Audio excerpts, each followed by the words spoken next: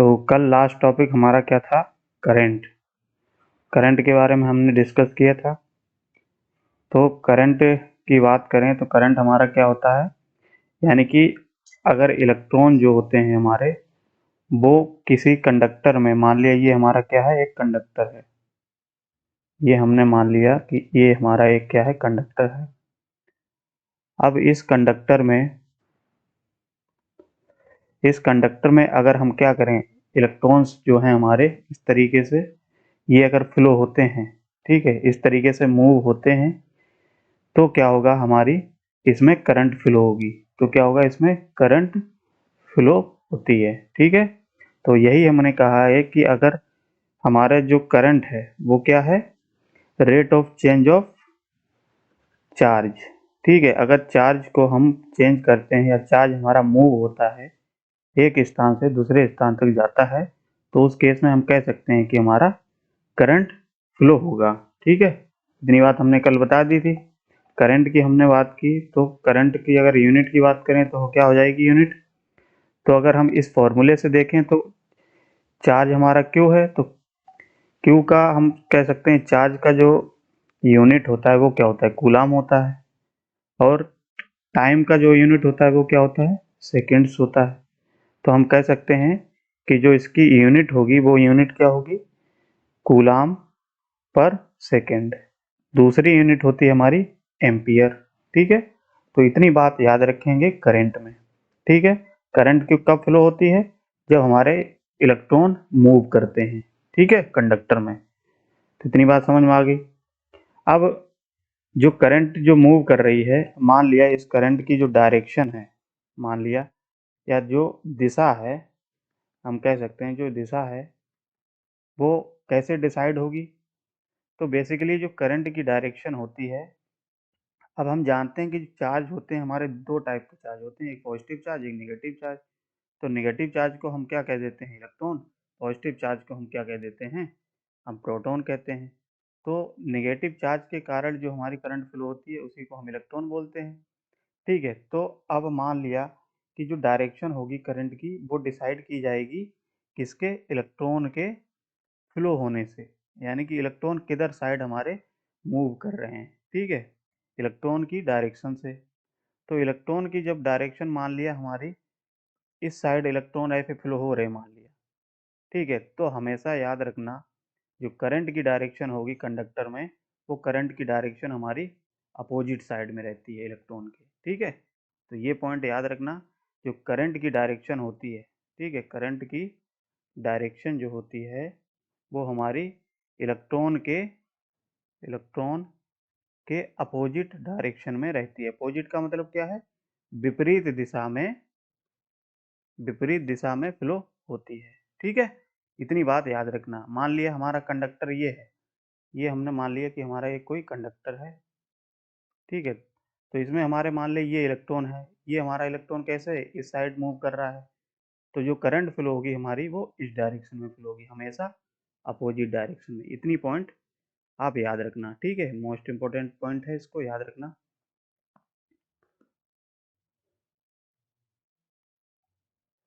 ठीक है, अब इतनी बात तो हमने कर ली करंट के बारे में, पूरी डिस्कस कि करंट हमारी क्या होती है, करंट की डायरेक्शन क्या होगी, कैसे हमारी फ्लो होगी। तो कल हमने आपको करंट की डेफिनेशन लिखा दी थी कि करंट क्या होती है। अब मान लिया जो डायरेक्शन की बात है, तो उस पॉइंट को आप लिख लो। ठीक है, नोट करके ऐसे वहाँ पे लिखो। ठीक है, बोलें,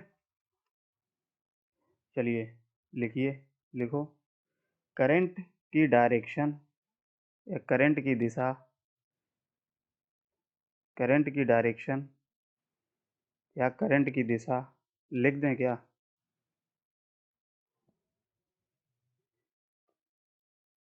बोलिए। करंट की जी सर। डायरेक्शन या दिशा, ब्रैकेट में लो दिशा, दिशा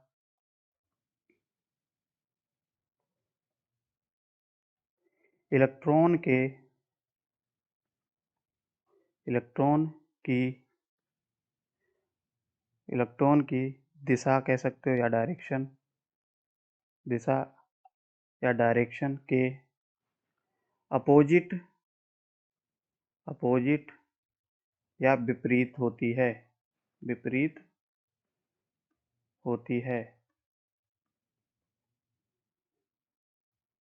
ठीक है, तो ये पॉइंट याद रखना।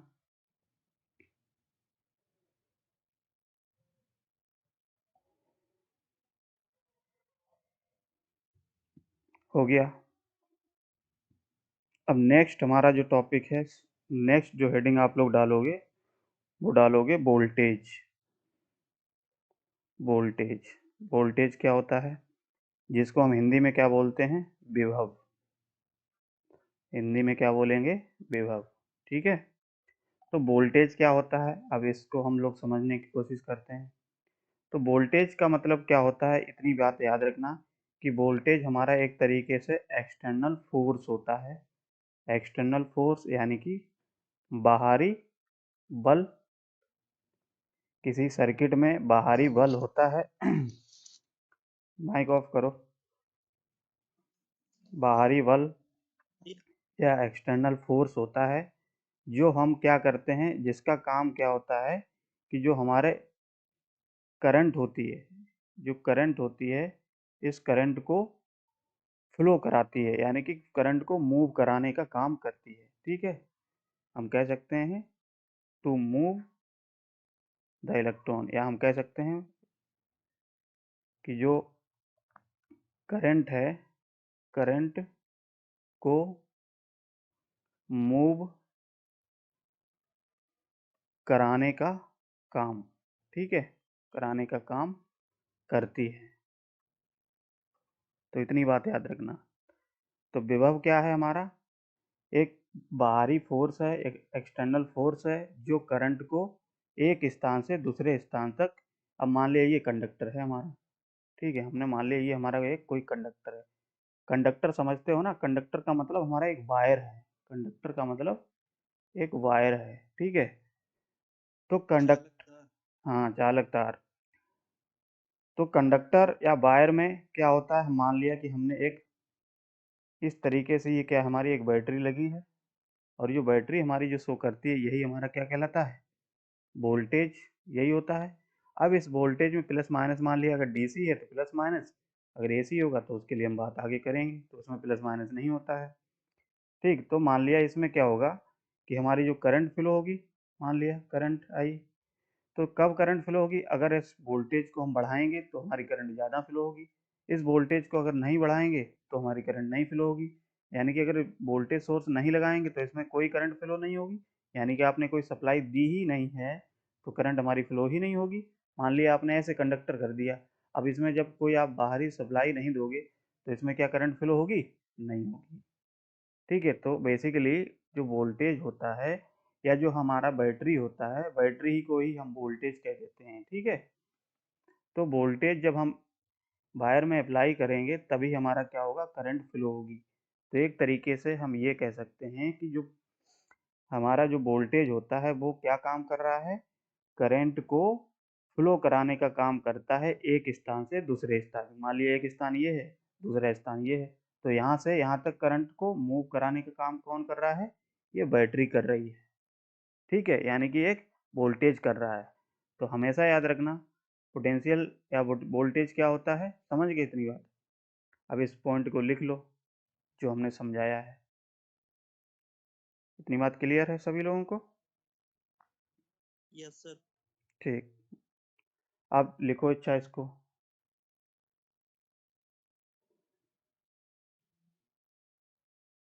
सर समझ के अपनी भाषा में लिख सकते हैं? बिल्कुल लिख सकते हो, यही तो पढ़ाई होती है, और क्या ये मतलब थोड़ी ना होता है कि कॉपी में लिखा है, किताब में लिखा है वो ही रट लो, रटने वाला काम नहीं था, बिल्कुल समझाने का काम होता है। अपने भाषा में अगर लिख लोगे तो बेस्ट है, बहुत अच्छा है, यही तो पढ़ाई सर मैं होती अपनी है। भाषा। हाँ, अपनी भाषा में लिख लो। चलो हम लिखा दे रहे, नहीं तो ऐसे ही लिख लो कि वोल्टेज एक बाहरी फोर्स है,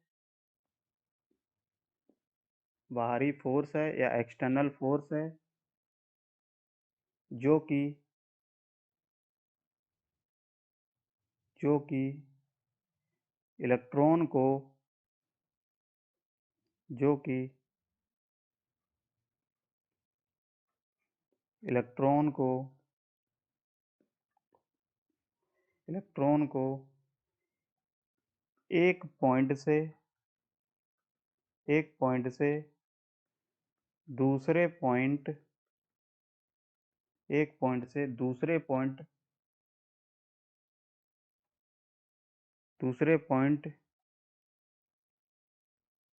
तक लाने में किया गया कार्य। पॉइंट तक एक ऐसे लिखना, पॉइंट तक एक निश्चित डायरेक्शन में एक निश्चित डायरेक्शन में किया गया कार्य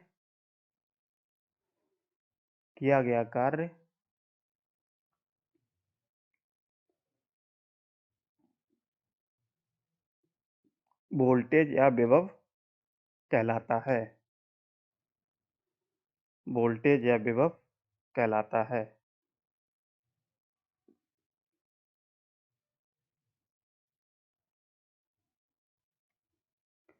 अब इसकी फॉर्मूले की बात करें तो फॉर्मूला क्या होगा हमारा, तो फॉर्मूला याद रखना, D बराबर W/Q। W/T कर लो, ठीक है, W/T। और इसको हम ऐसे भी लिख सकते हैं कि dW/dQ, ठीक है, चेंज ही तो हो रहा है कार्य, तो इसको ये लिख लो और ये लिख लो चाहे। अब इसकी यूनिट की बात करें तो इसकी यूनिट क्या होगी, हम जाते हैं W हमारा कार्य होता है, तो इसकी यूनिट क्या होगी, जूल जूल होगी। और टाइम हमारा क्या होगा, टी की हमारा यूनिट क्या होती है, सेकेंड, तो इसकी यूनिट क्या हुई, जूल पर सेकेंड, ठीक है। और दूसरी जो हमारी यूनिट होती है वो क्या होती है, वोल्ट होती है, वोल्ट्स, ठीक। तो इतनी पॉइंट आप याद रखना, इतना याद रखना, ठीक है। ये बेसिक बेसिक टर्म है, इनको इन सबको अगर नहीं पता होगा तो आगे समझ नहीं पाओगे, इसीलिए सारी चीज़ें हम आसान भाषा में कवर करने की कोशिश कर रहे हैं, क्योंकि अभी आप लोग कभी पढ़े नहीं होंगे इसको। इंटर जो किए होंगे उनको तो पता होगा, जो हाई स्कूल किए होंगे उनको भी थोड़ा बहुत आइडिया होगा। सर हाई स्कूल में है सब। हाई स्कूल में है तो सब, लेकिन वही बात है, कुछ पढ़ने वाले कैसे पढ़े हैं अब उनका पता थोड़ी ना होगा, तो इतनी बात याद करो। चलो कोई बात नहीं, इतना नोट हो गया सबका। Yes sir. Yes sir.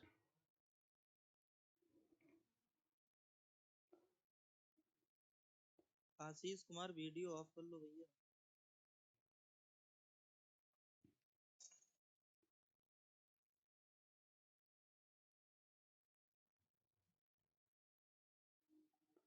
Next heading डालो,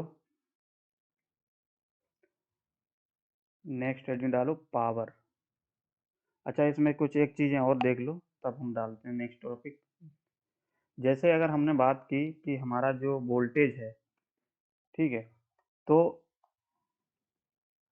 अभी तक आ रहे हैं, तो जो पोटेंशियल होता है, पोटेंशियल एक होता है, हमने देखा है, ठीक है। तो पोटेंशियल हमेशा वो भी हमारा क्या है, V से रिप्रेजेंट किया जाएगा, लेकिन पोटेंशियल हमारा 2 पॉइंट पे होगा, हमेशा याद रखना। एक होता है हमारा हायर पोटेंशियल, और दूसरा लोअर पोटेंशियल, ठीक है। तो 2 पॉइंट के बीच जो हमारा पोटेंशियल होता है, मान लिया क्या है, एक पॉइंट ये है, पॉइंट ए और पॉइंट बी, ठीक। तो यहाँ से मान लिया ये हमारा क्या है, 2 पॉइंट के बीच में, तो इसको हमने मान लिया कि ये जो है 5 वोल्ट है, ठीक है। तो 5 वोल्ट का मतलब क्या है, अगर हम इसको पोटेंशियल के फॉर्मेट में लिखेंगे, ए बी है ये 2 पॉइंट, तो इसको कैसे लिखोगे, voltage of higher potential minus के voltage of lower potential equal to कितना दिया गया है, 5। अब ये हायर पोटेंशियल लोअर पोटेंशियल कैसे हम देखते हैं, यानी कि जो बैटरी का जो बड़ा वाला जो आपको दिख रहा है बड़ा वायर, तो ये हमारा हायर पोटेंशियल कहलाता है, हायर पोटेंशियल। और जो बैटरी का जो छोटा वाला जो टर्मिनल दिखता है, इसको हम कह सकते हैं लोअर पोटेंशियल। बस इतनी बात याद रखना। जैसे अब आपसे कहा जाए कि अगर ये वोल्टेज है तो इसमें अब मान लिया 10 वोल्ट है, ठीक है, ए पॉइंट ये है, पॉइंट बी है। तो अगर हम इसको वोल्टेज लिखना चाहेंगे तो कैसे लिखेंगे? तो आप या तो इस तरीके से लिख सकते हो कि बी बी माइनस के बी ए कितना दिया है 10, या हम इसको दूसरी तरीके से लिखना चाहेंगे तो हम बी ए माइनस के B B equal to minus के 10 वोल्ट लिख सकते हैं। दोनों तरीके से लिखा जा सकता है। अगर हम इस साइड से लिखेंगे तो ये वोल्टेज फिर माइनस में हो जाएगा, और इस साइड से लिखेंगे तो हमारा ये क्या है, higher potential minus lower potential होता है। तो हायर पोटेंशियल तो हमारा ये है, ठीक है, हायर पोटेंशियल ये है और लोअर पोटेंशियल ये है, बैटरी का छोटा वाला टर्मिनल। ठीक है, तो इतनी बात याद रखना है इसमें, और इतनी, ठीक है। अब नेक्स्ट अगर बात करें, जो नेक्स्ट हमारा जो टॉपिक है उस पर आप हेडिंग डालो। चलो इसको रफ कर देते हैं।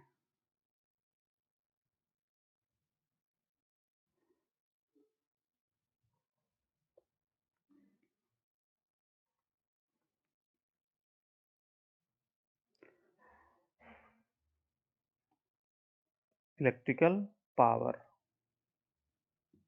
इलेक्ट्रिकल पावर या इलेक्ट्रिकल क्या बोलेंगे इसको, शक्ति।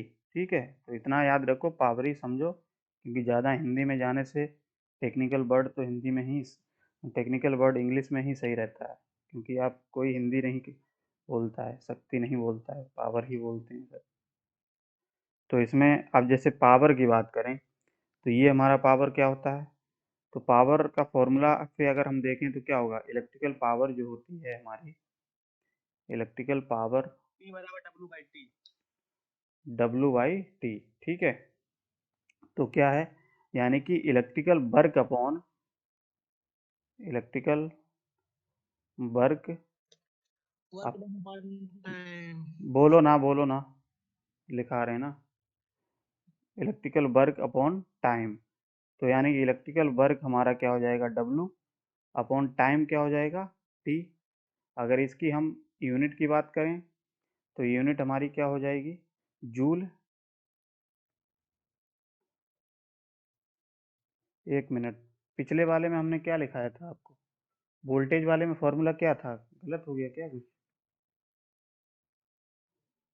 आप सभी लोग एक W by डब जूल प्रति सेकंड। D बराबर W by Q। W/Q होगा, वहां पे चेंज कर लो, मैंने ध्यान यस नहीं यस। दिया। पिछला जो है हमने अभी क्या लिखाया था, B इक्व टू W/Q करना, ठीक है, क्योंकि चार्ज को एक स्थान से दूसरे स्थान तक ले जा रहे में किया गया कार्य ही हमारा क्या कहलाता है, वोल्टेज कहलाता है। ये थोड़ा हमने ध्यान नहीं दिया, देख लो, उसको सही कर लो सभी लोग, ठीक है। Yes sir. तो इसको हमने क्या है, इसकी यूनिट की बात करें तो इसकी जूल हो जाएगी, अब क्यू का क्या हो जाएगा, जूल कूलाम। ठीक है, जूल कूलाम या वोल्ट। तो ये अभी हमने वोल्टेज का हेडिंग डलाया था, उसमें आप चेंज कर लीजिए इसको, ठीक है, वो चेंज के लिए टी नहीं होगा यहाँ पे, जो हमने इससे पहला टी लिखाया था तो ये टी नहीं होगा, W/Q होगा। यानी कि जो इलेक्ट्रॉन या चार्ज के द्वारा, चार्ज एक स्थान से दूसरे स्थान तक मूव करने में या चलने में जितना कार्य होता है वही हमारा वोल्टेज कहलाता है। ठीक है, तो ये है होता है, उतने टाइम ध्यान नहीं दे पाए।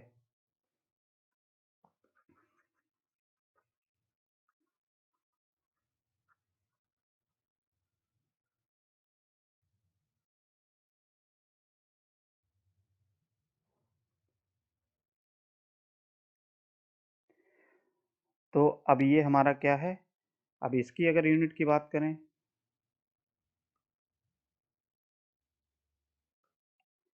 इसकी अगर यूनिट की बात करें तो जूल पर सेकेंड, इसकी यूनिट हमारी जूल पर सेकेंड हो जाएगी। ठीक है, और दूसरी यूनिट अगर बात करें तो इसकी दूसरी यूनिट क्या होती है, वॉट।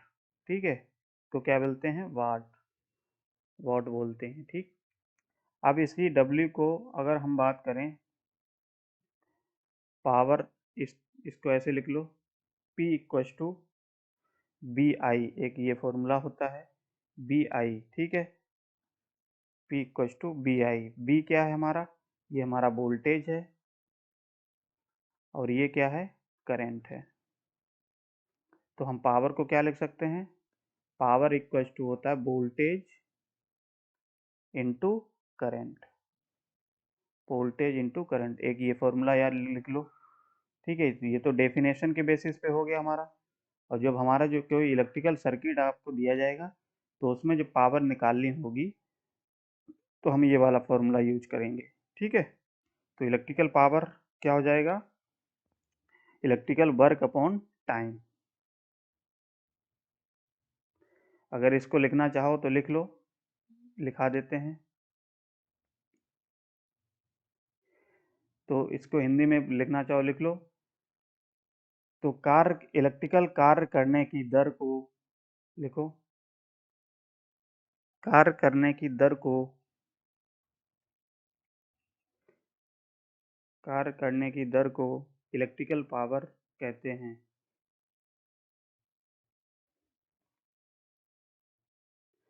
या ऐसे लिख लो, किसी इलेक्ट्रिकल सर्किट में, किसी इलेक्ट्रिकल सर्किट में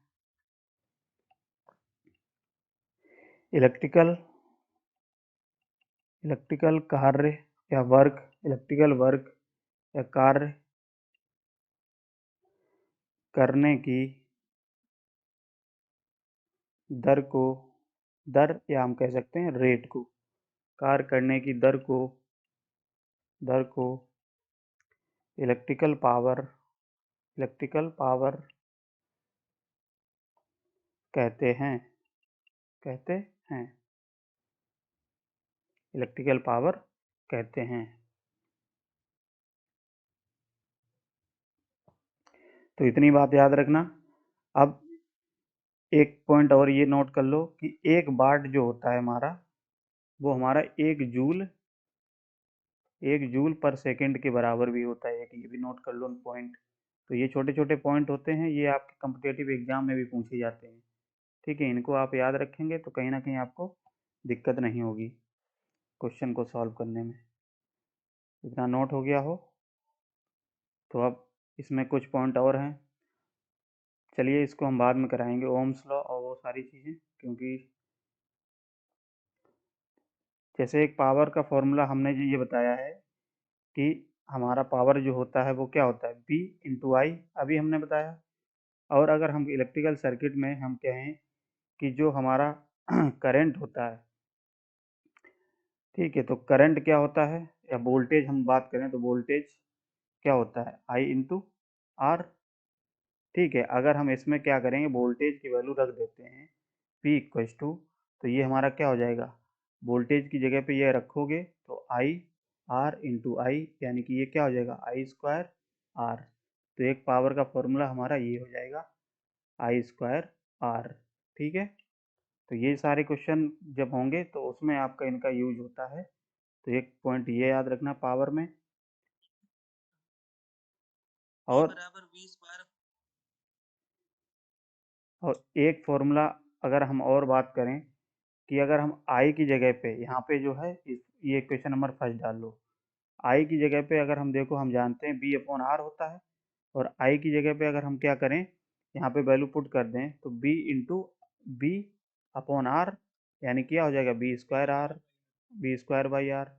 तो power equals to B square by R. तो एक तो ये फॉर्मूला बन के आ गया है। तो ये सारे फॉर्मूले याद रखना क्योंकि ये क्वेश्चन में यूज होते हैं। ठीक है, और सबकी यूनिट क्या है, हमारी वॉट है। ठीक है, तो इतना पॉइंट आप याद रखना है इसमें, इससे ज़्यादा कोई आपको नहीं पूछेगा।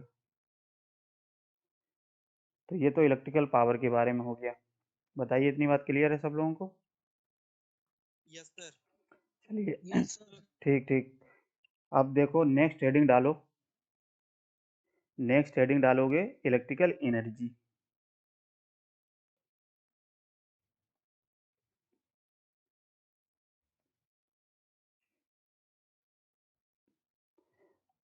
तो अब इलेक्ट्रिकल एनर्जी क्या होता है, तो इलेक्ट्रिकल एनर्जी का मतलब क्या होता है, जो कार्य करने की दर होती है, ठीक, सॉरी, जो कार्य करने की क्षमता होती है उसको ही हम क्या कहते हैं, एनर्जी कहते हैं। आप लोग पढ़े भी होंगे पहले कभी, तो हम कह सकते हैं the capacity to do the work is called energy. और इसकी यूनिट जो होती है वो हमारी जूल होती है। तो अगर हम इसको लिखना चाहें तो इसकी फॉर्मूले की बात करें तो इसको कैसे लिखेंगे, तो चीज़ देखते रहना। जैसे electrical energy E equals to क्या है हमारा, पावर इनटू टाइम। अगर पावर को हम टाइम से मल्टीप्लाई कर दें तो उस केस में हमारा क्या निकल के आ जाता है, एनर्जी निकल के आ जाती है, यानी कि P इंटू टी। तो ये फॉर्मूला याद रखना, ये हो जाएगा एनर्जी, ये क्या हो जाएगा एनर्जी। और इसकी यूनिट की बात करो तो यूनिट हमारी क्या हो जाएगी, जूल हो जाएगी। ठीक है, ये क्या होगी, जूल्स होगी। दूसरी यूनिट की बात करें तो ये देखो पावर है, तो पावर की यूनिट हम जानते हैं क्या होती है, वाट। और टाइम की यूनिट क्या होती है, सेकेंड। ठीक है, तो वाट सेकेंड। तो इसकी एक तो यूनिट हमारी क्या हो जाएगी, एक यूनिट हमारी हो जाएगी वाट सेकेंड।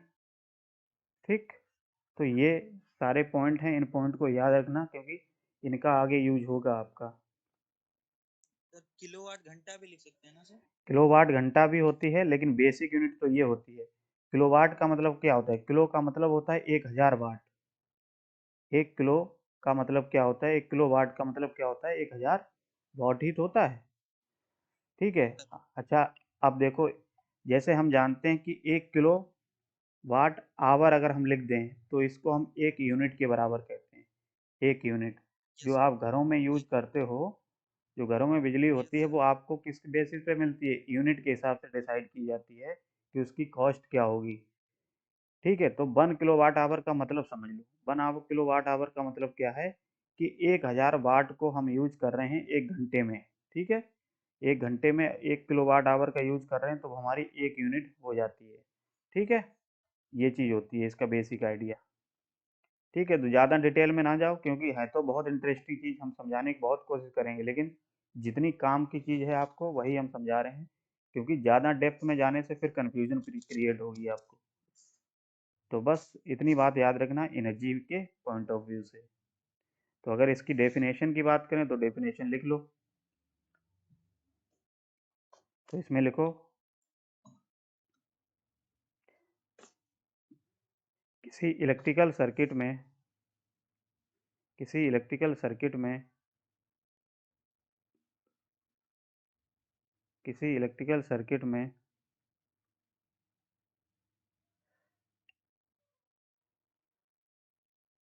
कार्य करने की क्षमता कार्य करने की क्षमता को कार्य करने की क्षमता या कैपेसिटी को एनर्जी, किसी इलेक्ट्रिकल सर्किट में कार्य करने की क्षमता को कार्य करने की क्षमता को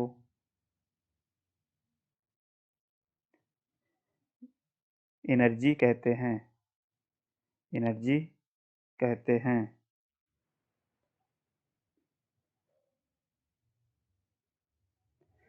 अब जिसमें कुछ पॉइंट और हैं, इन पॉइंट को भी नोट कर लो। जैसे हमने आपको बताया कि 1 वाट आवर जो होता है, 1 वाट आवर का मतलब क्या है, 1 वाट आवर को अगर हम लिखना चाहें 1 वाट आवर, तो ये हम इसको ऐसे लिख सकते हैं कि 1 वाट होगा और क्या है, 1 घंटा होगा, 1 आवर।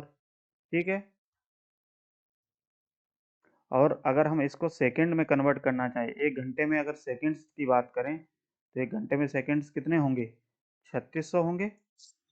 ये तो आपको 3600 पता होगा, 3600 सेकंड्स होते हैं। तो 3600 सेकंड को अगर हम इसको ऐसे लिखना चाहें कि 1 वाट into 3600 second.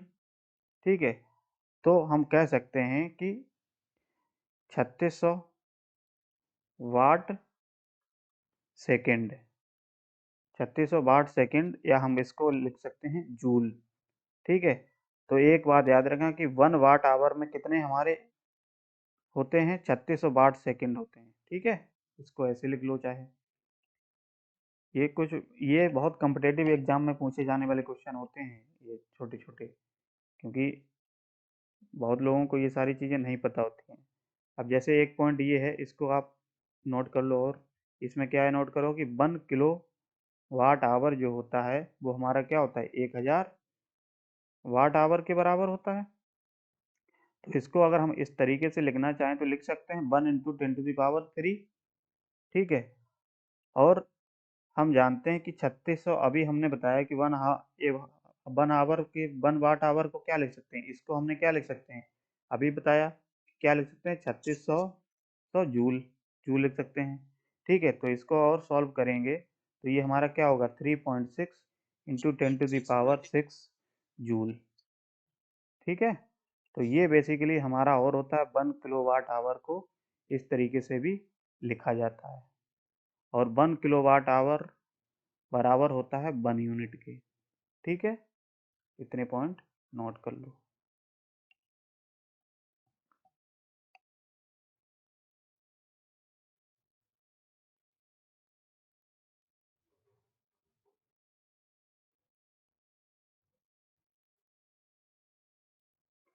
Yes sir, noted. ठीक है, तो इस तरीके से ये जो कुछ हमारी क्या थी, डेफिनेशन थी, इन डेफिनेशन को जानना बहुत ज़रूरी था। अगर इनको आप नहीं जानते तो कहीं ना कहीं जब क्वेश्चन आते तो क्वेश्चन आपके नहीं हो पाते। तो अब नेक्स्ट जो हम बात करें, आवाज़ रिपीट क्यों हो रही है?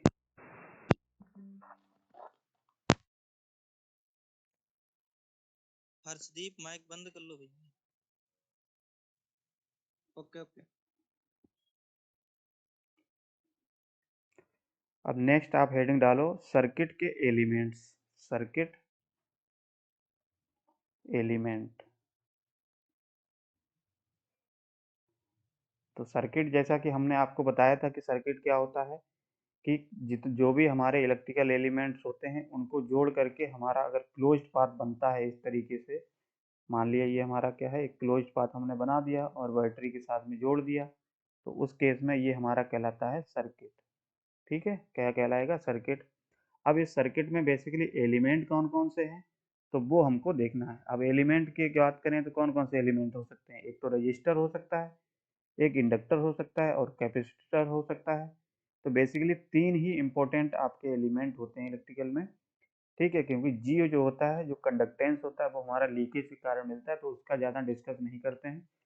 तो 3 एलिमेंट होते हैं जिनका यूज करके हम क्या करते हैं, किसी सर्किट को बनाते हैं। अब इन्हीं तीनों सर्किट एलिमेंट को हम क्या करते हैं, डिस्कस कर लेते हैं कि कौन क्या होता है, इसके क्या क्या फॉर्मूले बन सकते हैं, किस तरीके से इनको हम रिप्रेजेंट करते हैं। ठीक है, तो वो चीज़ हम इसमें देखेंगे। तो जैसे मान लिया कि इलेक्ट्रिकल एलिमेंट है, तो पहला जो एलिमेंट हमने मान लिया रजिस्टेंस, रजिस्टर है हमारा, क्या है, रजिस्टेंस या रजिस्टर।